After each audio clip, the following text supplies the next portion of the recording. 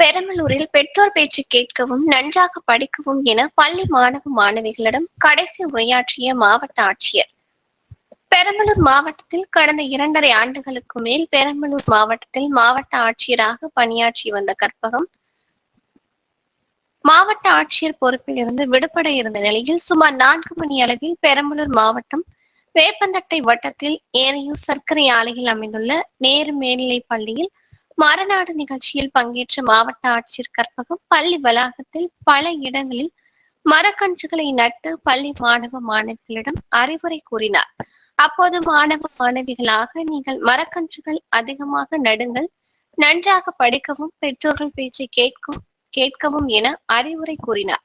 மாவட்ட ஆட்சியர் கற்பகம் கடைசியாக கலந்து கொண்ட நிகழ்ச்சி என்பது குறிப்பிடத்தக்கது.